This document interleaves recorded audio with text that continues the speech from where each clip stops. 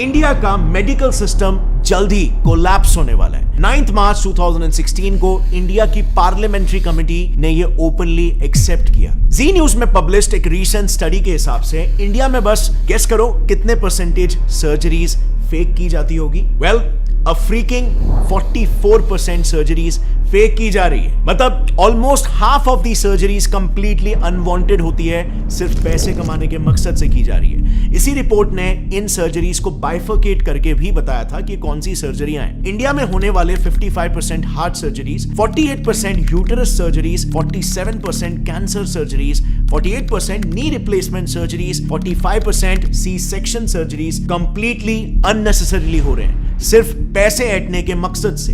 Reason सिर्फ और सिर्फ एक, कॉर्पोरेटाइजेशन ऑफ हॉस्पिटल्स, यानी कि हॉस्पिटल्स को भी कॉर्पोरेट कंपनीज की तरह टारगेट और प्रॉफिट सेंट्रिक बना देना। एक काफी इंटरेस्टिंग रिसर्च पेपर है जिसमें रिसर्चर्स ने महाराष्ट्र के टॉप हॉस्पिटल्स के 43 specialist doctors, senior government x officials और कॉर्पोरेट हॉस्पिटल्स के मैनेजर्स को तक इंटरव्यू किया, ताकि वो इन हॉस्पिटल्स में जो कंपनीज की तरह ही टारगेट बेस्ड स्ट्रक्चर चल रहा है उसे पब्लिकली एक्सपोज कर पाए। And the results were shocking. So, सबसे पहले तो सैलरीज की बात करते हैं। रिसर्च में पार्टिसिपेट किए रिस्पोंडेंट्स का यह कहना था कि हॉस्पिटल्स में काम कर रहे डॉक्टर्स की सैलरीज में बहुत ह्यूज डिफरेंस होता है। इतना ज्यादा कि न्यूबी डॉक्टर्स को 1 लाख पर मंथ की सैलरी मिलती है, लेकिन सीनियर डॉक्टर्स को 1 करोड़ पर मंथ तक भी ये सैलरी पहुंच जाती है। अब सवाल यहां पर यह आता है कि इतना बड़ा डिफरेंस क्यों? क्योंकि डिफरेंस इनके टारगेट्स में भी होता है। एक सीनियर ऑप्थेल्मोलॉजिस्ट का यह कहना है कि उन्हें एवरी मंथ 1000 पेशेंट्स को कैसे भी करके हाई एंड ट्रीटमेंट्स में कन्वर्ट करना पड़ता है। इसी पर एक और गायनेक रिस्पोंडेंट का कहना यह था कि मंथ एंड में टारगेट्स का प्रेशर काफी बढ़ जाता है, जिसके लिए उन्हें कैसे भी करके आउट पेशेंट्स यानी कि ओपीडी पेशेंट्स को भी बिना मतलब के हॉस्पिटलाइज करना ही पड़ता है, और नतीजा ज्यादा से ज्यादा सर्जरीज रेकमेंड करके टारगेट्स मीट किए जाते हैं, क्योंकि टारगेट ही यहां पर 1000 पेशेंट है।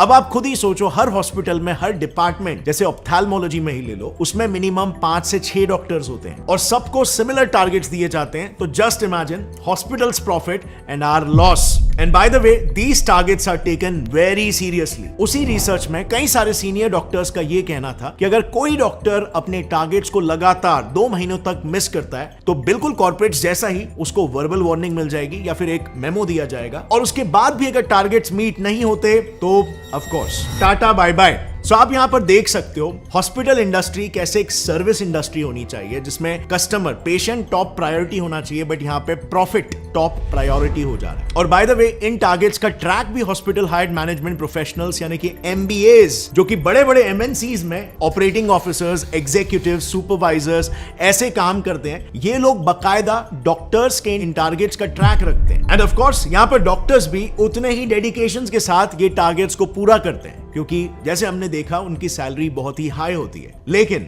उनका ये high paying job mostly contractual basis पर होता है। एंड सो उस कॉन्ट्रैक्ट को रिन्यू कराने के लिए और उनका न्यू पे स्केल डिसाइड करने के लिए उनके पिछले साल के टारगेट्स को देखा जाता है, जो अनफॉर्चुनेटली इन डॉक्टर्स को फोर्स कर देता है इलीगल स्कैम्स तक करने के लिए। नाउ मेडिकल फील्ड के इलीगल प्रैक्टिसेस को थरली समझने के लिए हमने ये सारा इंफॉर्मेशन 2 काफी प्रोमिनेंट डॉक्टर से लिया है।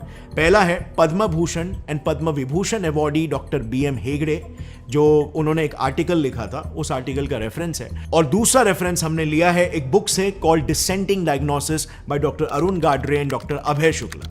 लेकिन काफी ढूंढने के बावजूद भी हमें ये बुक ऐसे पब्लिकली अवेलेबल नहीं मिली, लेकिन हमें बिजनेस इनसाइडर का एक आर्टिकल मिल गया जिसमें उस बुक के कुछ मेन एक्सर्प्ट्स अवेलेबल है। Starting with the first scam, जो इतना घिनौना है कि इंसानियत भी काइंड ऑफ शर्मा जाए। Keeping dead patients alive. Times of India ने ऐसे कई सारे केसेस पर एक रिपोर्ट पब्लिश की है जिसमें डॉक्टर्स डेड पेशेंट्स को भी जिंदा बताकर उनके ट्रीटमेंट्स चालू रखते हैं, ताकि ज्यादा से ज्यादा पैसे बनाए जा सके, और फिर अंत में जाकर सच्चाई पब्लिक करते हैं। TOI में ही पब्लिश्ड एक केस में एक हॉस्पिटल ने पेरेंट्स को बिना बताए उनके 14 साल के ब्रेन डेड बच्चे को 1 महीने तक वेंटिलेटर पर रखा। 1 महीने तक जो बच्चा मर चुका था उसे जिंदा बताया गया और वेंटिलेटर पर रखा, खर्चा जनरेट किया, एंड बाद में हॉस्पिटल गिल्टी प्रूव भी हुआ एंड उनकी फैमिली को 5 लाख रुपए कॉम्पेंसेशन के लिए दिए। अब 5 लाख रुपए मॉनेटरी कॉम्पेंसेशन तो हॉस्पिटल को देने पड़े, बट ये आप और मैं भी जानते हैं कि उस वक्त पेरेंट्स ने जब ये बात सुनी होगी, जब ये सच्चाई उन्हें पता चली होगी, तो उन पर क्या बीती होगी। अब ये वेंटिलेटर स्कैम्स के अलावा डॉक्टर हेगड़े के आर्टिकल के अनुसार कई बार डॉक्टर्स डेड पेशेंट पर इमरजेंसी सर्जरीज करने का भी बहाना बनाते हैं, जिसके लिए फैमिली से अर्जेंटली पैसे जमा करवाया जाता है और फिर लास्ट में पेशेंट डाइड ड्यूरिंग सर्जरी दिखाकर मैटर को क्लोज कर दिया जाता है। मतलब पेशेंट पहले ही डेड हो चुका था, लेकिन सर्जरी के बहाने से पैसे ले लिए गए, फिर बाद में डाइड ड्यूरिंग सर्जरी बोलकर पल्ला झाड़ लिया जाता है। हर साल 2000 इंडियंस अपनी किडनी बेचते हैं। इसी ऑर्गन ट्रैफिकिंग से रिलेटेड 2019 में एक दिल दहला देने वाला केस सामने आया, जिसकी वजह से एक 100 करोड़ का बड़ा ट्रैफिकिंग नेक्सस एक्सपोज हो गया। सो हुआ कुछ यूं था कि संगीता कश्यप नाम की एक कानपुर की औरत को उसके हस्बैंड के एक दोस्त जॉब दिलाने के बहाने से अपने साथ दिल्ली ले गए। दिल्ली पहुंचकर उसे बताया गया कि कंपनी उसको जॉब देने से पहले उसका एक कंप्लीट हेल्थ चेकअप चाहती है, जिसके लिए उसे हॉस्पिटल जाना पड़ेगा। अब गेस करोगे वो हॉस्पिटल कौन सा था? वेल, एक बहुत ही बड़ा चेन ऑफ हॉस्पिटल्स, जिसका मेरे लिए नाम लेना भी थोड़ा सा रिस्की है, बट फिर भी आपके जानकारी के लिए मैं बताऊंगा। उसका नाम था फोर्टिस।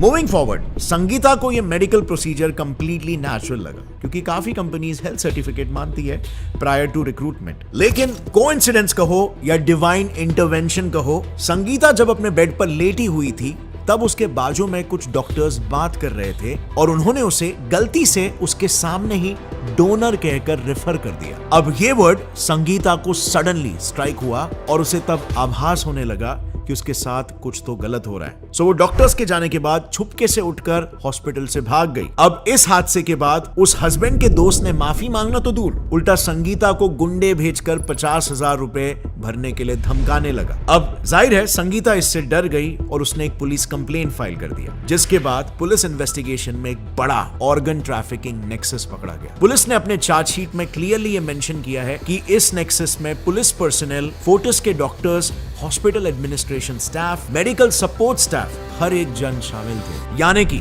उन्हें यह पता था कि संगीता की किडनी इलीगली बेची जा रही है, लेकिन उसके बावजूद एक भी इंसान ने इसके ऊपर आवाज नहीं उठाई। एक्चुअली होता क्या है ना, ऐसे केसेस में पहले तो सबको पैसे खिलाकर चुप करवाया जाता है, और दूसरी बात, अगर किसी को आवाज उठानी भी होती है, इन बड़े कॉर्पोरेट हॉस्पिटल्स की बहुत स्ट्रॉन्ग लीगल टीम्स होती है और कनेक्शंस भी होते हैं, जिस वजह से इन सब से कोई आम इंसान पंगा नहीं लेना चाहता। कॉमनली इंसान यही सोचता है कि इससे अच्छा पैसे खाकर चुप हो जाओ, और ये कोई इकलौता केस नहीं है भारत में। Reuters, times of India, first post, Indian express जैसे इन्यूमरस मीडिया चैनल्स ने ऐसे इन्यूमरस केसेस रिपोर्ट किए हैं, and you will not believe, कई केसेस में तो ट्रांसप्लांट के बाद डोनर्स को उनकी फीस तक नहीं दी जाती। अब चौथा स्कैम जिसके बारे में हम बात करेंगे, वो काफी slightly majority of the doctors कर रहे हैं, द हॉस्पिटल रेफरल स्कैम। आपने देखा होगा, आपके फैमिली डॉक्टर या फिर कोई भी जनरल फिजिशियन पेशेंट्स को अननेसेसरीली तुरंत हॉस्पिटल में एडमिट होने के लिए कह देते हैं। वेल, वो इसीलिए ऐसा कहते हैं क्योंकि वो अपोलो, फोर्टिस जैसे बड़े कॉर्पोरेट हॉस्पिटल्स के रेफरल मेंबर्स होते हैं। इनफैक्ट अपोलो हॉस्पिटल्स चेन्नई के chief nephrologist doctor MK. Money ने खुद कहा है कि डॉक्टर्स को रेफरल्स के लिए पैसे मिलना एक ओपन सीक्रेट है। दरअसल टाइम्स ऑफ इंडिया के इस एक इन्वेस्टिगेशन में कोटेड है कि बड़े बड़े 5 स्टार हॉस्पिटल्स जैसे कोकिलाबेन, अपोलो डॉक्टर्स के लिए रेफरल प्रोग्राम्स चलाते हैं। इनफैक्ट उसी आर्टिकल में यह भी मेंशन्ड है कि मुंबई के फेमस कोकिलाबेन हॉस्पिटल ने तो सामने से महाराष्ट्र मेडिकल काउंसिल को लिख के एक लेटर में एक्नॉलेज किया कि वो हॉस्पिटल डॉक्टर्स को फॉर्म्स भेज रही थी उनके रेफरल प्रोग्राम में एनरोल होने के लिए, जिसमें लिटरली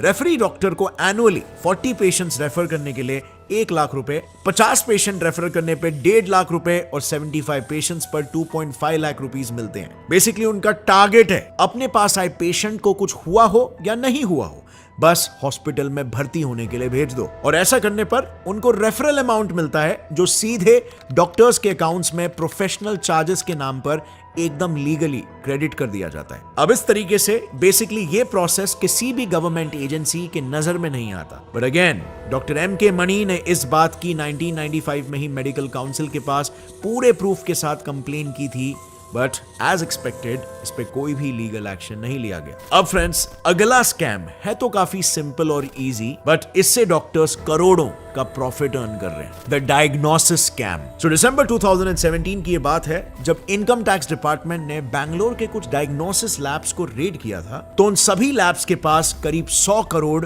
का अनडिस्क्लोज्ड इनकम बरामद हुआ। उनमें से तो कुछ लैब्स में तो 1.5 करोड़ कैश और 3.5 किलो का सोना भी मिला। और फर्दर इन्वेस्टिगेशन से पता चला कि ये 100 करोड़ रुपए का अमाउंट लैब्स ने डॉक्टर्स को रेफरल्स देने के लिए रखा था। लैब्स, यही डायग्नोसिस लैब्स, डॉक्टर्स को पेशेंट रेफरल करने के लिए 40% कमीशन देते हैं। बेसिकली पेशेंट को कुछ हुआ हो या नहीं, डॉक्टर्स उनको इन लैब्स में भेजकर जबरदस्ती टेस्ट करवाते हैं। और इन टर्न कुछ डायग्नोसिस लैब्स तो पेशेंट का सीधा सिंक टेस्ट यानी कि फेक ब्लड टेस्ट ही करवा लेते हैं। सिंपल शब्दों में बताऊं तो ये सिंक टेस्ट में लैब सिर्फ 1 या 2 टेस्ट करके आपका ब्लड या दूसरे सैंपल्स फेंक देते हैं और एक प्री डिटरमाइंड रिपोर्ट्स को प्रोड्यूस कर देते हैं। और इसीलिए ये लैब बिजनेस इतना प्रॉफिटेबल हो चुका है कि आज इंडिया में 1 लाख से ज्यादा मेडिकल लैब्स ऑपरेशनल है, लेकिन उनमें से सिर्फ 1000 लैब्स ही एक्रेडिटेड यानी कि गवर्नमेंट रजिस्टर्ड है। ये एक्रेडिशन सर्टिफाई करता है कि आप जिस लैब से टेस्ट करा रहे हो वो एकदम सेफ और रिलायबल रिपोर्ट्स आपको देगा। बट फिर भी मार्केट में कितने ही नॉन रजिस्टर्ड लैब्स मौजूद है। अब दोस्तों एक बड़ा स्कैम हमारे मेडिकल सिस्टम के ग्रास रूट लेवल पर चल रहा है, जिसके लिए सन फार्मा, ग्लेनमार्क फार्मा जैसे 20 बड़ी बड़ी फार्मास्यूटिकल कंपनीज 1000 करोड़ बस डॉक्टर्स पर ही खर्च कर रही है। इस पूरे स्कैम के बारे में डाउन टू अर्थ मैगजीन ने 23 जनवरी 2019 को द डिपार्टमेंट ऑफ फार्मास्यूटिकल्स को एक RTI फाइल किया, उससे इसके बारे में पता चला। सो DTE के मुताबिक इंडिया की 20 बड़ी फार्मास्यूटिकल कंपनीज डॉक्टर्स और कॉर्पोरेट हॉस्पिटल्स को सिर्फ उनके ही मेडिसिन को प्रिस्क्राइब या सिंपली कहूं तो उनके प्रोडक्ट को बेचने के लिए कहती है। अब डॉक्टर्स को उस पर्टिकुलर फार्मा कंपनी की मेडिसिन को बेचने के लिए वेकेशंस और कैश इंसेंटिव दिए जाते हैं। और कंपनीज लाइक USV लिमिटेड हर डॉक्टर को 3 लाख कैश ऑस्ट्रेलिया ट्रिप या वैंकूवर ट्रिप जैसे ट्रिप्स ऑफर करती है। अब यहाँ पर हॉस्पिटल्स और फार्मा कंपनीज का एक अलग ही नेक्सस चल रहा है। हॉस्पिटल्स तो सीधा उनके प्रॉफिट शेयरिंग पार्टनर्स है। अब इस स्कैम को इंडिया टुडे ने 2017 में एक्सपोज किया था। उन्होंने ये पाया कि फार्मा कंपनीज हॉस्पिटल्स को डिस्काउंटेड रेट्स पर मेडिसिन बेचती है। उन मेडिसिन को hospitals literally double triple prices पर पेशेंट्स को सेल करते हैं। इंडिया टुडे ने इसका प्रूफ देते हुए बताया कि एमक्योर ऑन्कोलॉजी फार्मा अपनी टेमीक्योर 250 mg मेडिसिन एक अमृतसर बेस्ड कैंसर हॉस्पिटल को 1950 रुपीज में बेचती है और वही मेडिसिन वो हॉस्पिटल पेशेंट्स को 18,647 रुपीज का सेल करता है। और ऐसा सभी हॉस्पिटल्स करते हैं। डिटेल्स के लिए आप इंडिया टुडे की मेडिसिन स्कैम रिपोर्ट देख सकते हो, मैं उसे डिस्क्रिप्शन में डाल दूंगा। अब फ्रेंड्स ये सब सुन के आई एम श्योर आप सोच रहे होंगे कि इंडिया में ऐसे स्कैम्स ओपनली कैसे चल रहे हैं। वेल, इसके 2 मेजर रीजंस हैं, जिसमें से सबसे पहला है लैक्स मॉनिटरिंग बॉडी। इंडिया में medical council of India MCI top medical body है, जिसका काम मेडिकल एजुकेशन और मेडिकल प्रोफेशनल के एथिक्स को ओवरलुक करना है। पर यह बॉडी अपने ड्यूटीज को फॉलो करने में बिल्कुल फेलियर साबित हुई है और ऐसा खुद गवर्नमेंट के स्टैंडिंग कमिटी ने कहा है। साल 2016 में MCI के वर्किंग को लेकर एक गवर्नमेंट स्टैंडिंग कमिटी बिठाई गई थी। उस कमिटी ने क्लियरली बताया कि MCI मैंडेट को भूलकर बस मेडिकल कॉलेजेस को लाइसेंसिंग ग्रांट करने पर ही ध्यान दे रही है और उनका दूसरा इंपॉर्टेंट रोल मेडिकल एथिक्स को वो कंप्लीटली इग्नोर कर रही है। कमिटी ने कहा कि MCI के ड्यूटीज के 2 हार्ड बाइफर्केशंस करे, जिसमें एक डिपार्टमेंट मेडिकल एजुकेशन पर ध्यान देगा और दूसरा हार्ड डिपार्टमेंट मेडिकल प्रोफेशनल्स के एथिकल कंडक्ट पर ध्यान देगा। और ऐसा अगर नहीं हुआ तो इंडियन मेडिकल सिस्टम जल्द ही कोलैप्स कर देगा। अब दूसरा मेजर रीजन यहां पर है लैक ऑफ अवेयरनेस। असल में इंडियन डॉक्टर्स IMC के एथिकल रेगुलेशंस को हर दिन वायलेट करते हैं और हमें उसका पता भी नहीं चलता है। जैसे number 1, no drug brand in prescription. Clause 1.5 कहता है कि डॉक्टर्स को जेनेरिक मेडिसिन ही प्रिस्क्राइब करने चाहिए और ना ही किसी फार्मा ब्रांड के। Number 2, disclosure of fees. Clause 1.8 के मुताबिक ट्रीटमेंट के पहले ही डॉक्टर को अपनी फीस बताना मैंडेटरी है। वो ऑपरेशन या ट्रीटमेंट के बीच में फीस को डिस्क्लोज नहीं कर सकते। ऐसे कई सारे रूल्स को इस डॉक्यूमेंट में एक्सप्लिसिटली लिखा गया है, बट हमें इसकी नॉलेज नहीं होने की वजह से डॉक्टर्स रूल्स को ओपनली वायलेट करते हैं। अब जैसे कि हमने देखा फ्रेंड्स, लॉज होने के बाद भी डॉक्टर्स उनके अनएथिकल प्रैक्टिसेस को कंटिन्यू रख रहे हैं। इसी को सुधारने के लिए बिजनेस इनसाइडर न्यूज के हिसाब से गवर्नमेंट को कुछ इमीडिएट एक्शंस लेने होंगे। एक्शन जैसे सबसे पहले गवर्नमेंट को MCI पर बैठे पार्लियामेंट्री कमेटी और national coalition of ethical doctors and health activist के सारे रिकमेंडेशंस को तुरंत अप्लाई करना होगा। सेकेंडली, हर स्टेट को नेशनल क्लिनिकल एस्टैब्लिशमेंट्स एक्ट को अपने इंडिविजुअल लेवल पर अमेंड करके उसमें पेशेंट्स राइट को प्रोटेक्ट करने वाला क्लॉज और ग्रीवियंस मैकेनिज्म को ऐड करना चाहिए। और तीसरा और सबसे इंपॉर्टेंट रिकमेंडेशन, हेल्थ मिनिस्ट्री ने कंज्यूमर अवेयरनेस कैंपेन जैसे health rights awareness mass media campaigns चलाने चाहिए। इससे सभी सिटीजन्स अवेयर हो पाएंगे। पर फ्रेंड्स, मुझे लगता है कि सारे डॉक्टर्स सेम नहीं है और आज उन अनएथिकल डॉक्टर्स की वजह से हम सभी डॉक्टर्स को कल्प्रेट नहीं मान सकते। इंडिया में कुछ डॉक्टर्स ऐसे भी हैं जो वाकई में इसे एज अ सोशल सर्विस कर रहे हैं और पर ट्रीटमेंट सिर्फ 2 से 5 रुपए चार्ज करते हैं। सो फ्रेंड्स, ये वाकई में काफी कॉम्प्लिकेटेड इकोसिस्टम है जिसमें हमारे हाथ में कुछ लिमिटेड चीजें ही है और गवर्नमेंट जैसे जैसे करके स्ट्रॉन्ग पॉलिसीज लाएगी और स्ट्रॉन्ग रीइंफोर्समेंट्स डालेगी तो ऑब्वियसली जो एनवायरमेंट है वो बेटर होता चले जाएगा।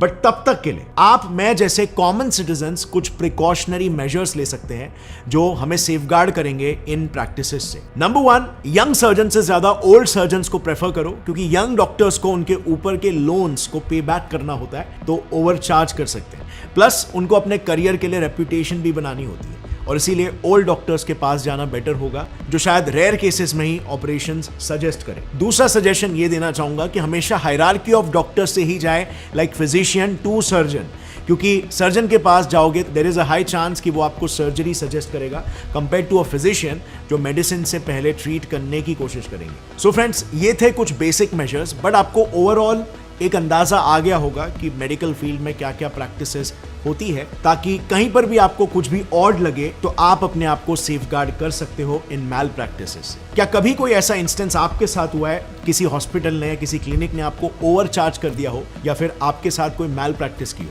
अगर हाँ तो नीचे कमेंट्स में बताना, शेयर करना ताकि दूसरे लोग भी उसे देख सके और उससे सीख सके। और अगर इस वीडियो से आपको कुछ भी नया सीखने मिला, एक लाइक जरूर ठोकना। जितना हो सके अपने फ्रेंड्स और फैमिली मेंबर्स के साथ शेयर करो ताकि आप उन्हें भी पहले से ही सेफगार्ड कर सको। See you next time, till then stay curious, keep learning and keep growing. जय हिंद।